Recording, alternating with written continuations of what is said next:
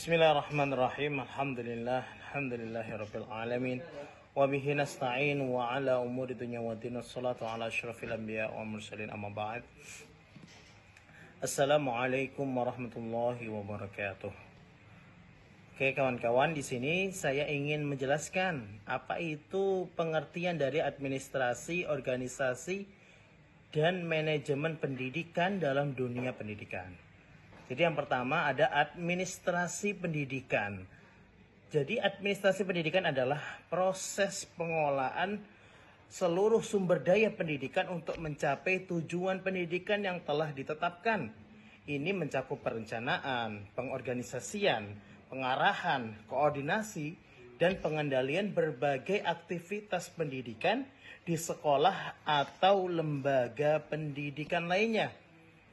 Terus untuk yang kedua, organisasi pendidikan. Organisasi pendidikan ini merujuk pada struktur dan tata kelola yang terdiri dari berbagai komponen, termasuk individu, kelompok, dan unit yang bekerja bersama untuk mencapai tujuan pendidikan. Ini melibatkan pembagian tugas, tanggung jawab, dan wewenang dalam lembaga pendidikan itu sendiri. Untuk yang ketiga, ada manajemen pendidikan. Apa itu manajemen pendidikan? Adalah serangkaian kegiatan yang dirancang untuk mencapai tujuan pendidikan melalui penggunaan sumber daya yang efektif.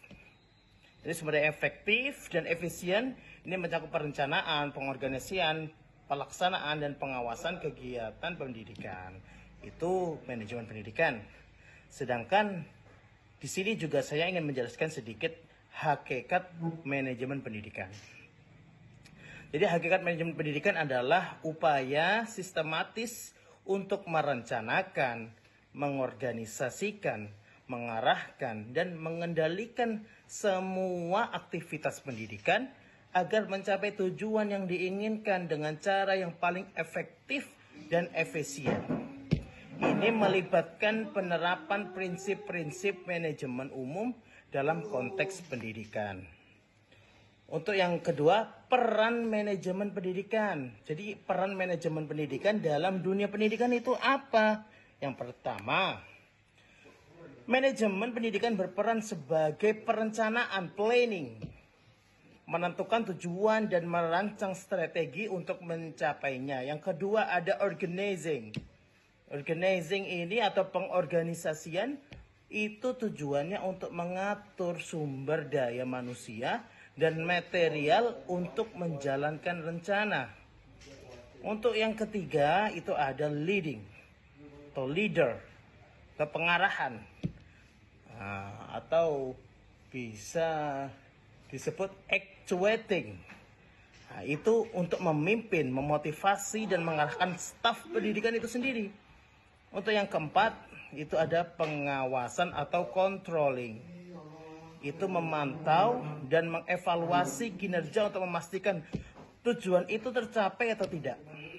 Jadi penting ini controlling dalam dunia pendidikan, itu untuk memantau dari tadi perencanaan, planningnya, organizingnya, apakah sudah mencapai tujuannya atau belum. Maka perlu ada namanya controlling. Setelah controlling ini ada yang namanya evaluating atau evaluasi. Tujuannya untuk apa? Mengevaluasi dari tugas-tugas tadi, dari perencanaan tadi, pengorganisasian tadi, atau pengarahan tadi, sudahkah mencapai tujuan atau belum. Itu namanya evaluating atau evaluasi. Terus selanjutnya ada fungsi manajemen pendidikan. Apa saja fungsi manajemen pendidikan? Yang pertama, perencanaan, pengorganisasian, dan pengarahan dan pengendalian. Untuk selanjutnya ruang lingkup manajemen pendidikan. Jadi ruang lingkup manajemen pendidikan yang pertama manajemen kurikulum. Jadi kita memanage kurikulum supaya bisa mengembangkan, mengimplementasikan, dan mengevaluasi kurikulum tersebut. Yang kedua, manajemen sumber daya manusia. Kita butuh rekrutmen, pelatihan, pengembangan, dan dari tenaga pendidik tersebut sendiri. Untuk yang ketiga, manajemen keuangan.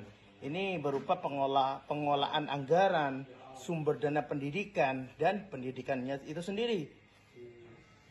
Yang selanjutnya, keempat ada manajemen saran dan prasarana. Sarana dan prasarana itu pemeliharaan dan pengolahan fasilitas pendidikan. Untuk selanjutnya ada manajemen hubungan sekolah dan masyarakat.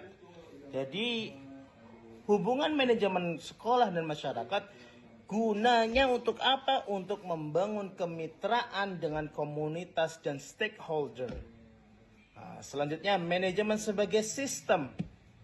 Manajemen sebagai sistem ini adalah sebagai sistem terdiri dari beberapa elemen yang saling berinteraksi untuk mencapai tujuan pendidikan tersebut.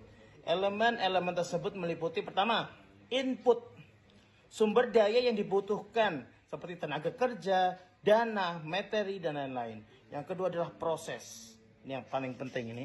Kegiatan manajemen seperti perencanaan, pengorganisasian, pengarahan, dan pengendalian itu proses di mana manajemen atau sistem tersebut bisa dilihat berhasil atau tidaknya di proses tersebut. Maka yang ketiga akan mendapatkan namanya output. Apa itu output? Hasil dari proses tersebut. Hasil yang diharapkan itu bagus atau tidak.